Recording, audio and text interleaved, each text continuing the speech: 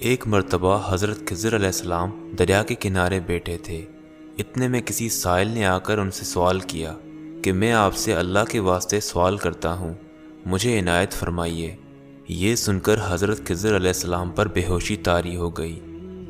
جب کچھ ہوش ہوا تو فرمانے لگے، بھائی میں تو صرف اپنی جان اور مال کا مالک ہوں، تم نے مجھ سے اللہ کے واسطے سوال کیا ہے، لہٰذا میں اپنی جان اور ذات تمہارے حوالے کرتا ہوں، تم جس طرح چاہو اس کو استعمال میں لاؤ، بازار میں فروخت کر کے اس کی قیمت سے فائدہ اٹھاؤ۔ چنانچہ سائل ان کو بازار لے گیا اور ایک شخص سہمہ بن ارقم کے ہاتھ ان کو فروخت کر دیا۔ یہ خریدار ان کو اپنے گھر لے گیا جس کی پشت پر اس کا ایک باغ تھا۔ چنانچہ سہمہ نے حضرت خضر علیہ السلام کو ایک کدال دے کر کہا کہ اس سامنے والے پہاڑ کی مٹی کاٹ کاٹ کر باغ میں ڈالتے رہیں، اور یہ حکم دے کر سہمہ اپنی کسی ضرورت سے کہیں چلا گیا۔ خضر علیہ السلام اس پہاڑ کی مٹی کاٹ کاٹ کر باغ میں ڈالنے لگے۔ جب سہمہ واپس آیا تو اس نے گھر والوں سے دریافت کیا، تم نے غلام کو کھانا بھی کھلایا یا نہیں؟ گھر والوں نے جواب دیا، ہمیں معلوم نہیں غلام کہاں ہے۔ یہ سن کر جب سہمہ خود کھانا لے کر باغ میں آیا تو اس نے دیکھا کہ وہ غلام یعنی حضرت خضر علیہ السلام تمام پہاڑ کی مٹی کاٹ کر ڈال چکے تھے اور اپنے کام سے فارغ ہو کر اپنے مولائے حقیقی کی عبادت میں مصروف تھے۔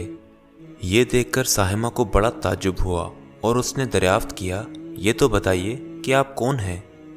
یہ بات سن کر حضرت خضر علیہ السلام پر کچھ بے ہوشی سی طاری ہو گئی، اور پھر آفاقہ ہونے پر انہوں نے فرمایا کہ بھائی میں خضر ہوں۔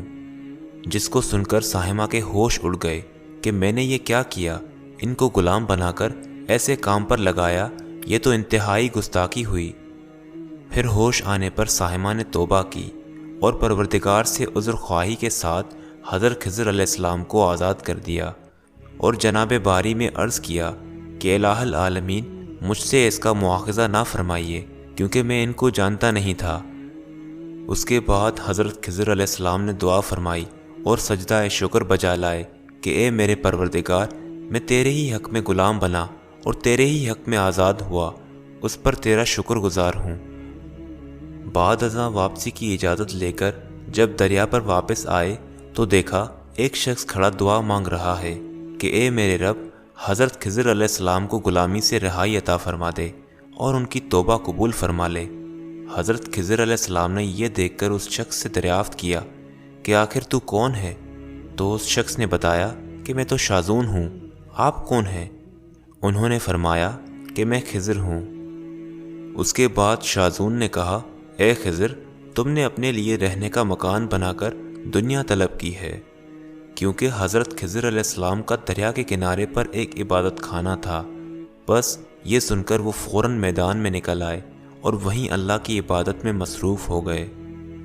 اس کے بعد حضرت خضر علیہ السلام نے اسی جگہ ایک درخت لگایا اور اس کے سائے میں عبادت شروع کی تو آواز آئی، اے خضر، جب تم نے درخت کے سائے میں سجدہ کیا تو تم نے دنیا کو آخرت پر ترجیح دی، مجھے اپنی عزت اور جلال کی قسم ہے، مجھے دنیا کی محبت میں رضامندی نہیں ہے۔ اس کے بعد حضرت خضر علیہ السلام نے شازون فرشتے سے کہا کہ اے شازون، دعا کرو کہ اللہ تعالیٰ میری توبہ قبول فرمائے۔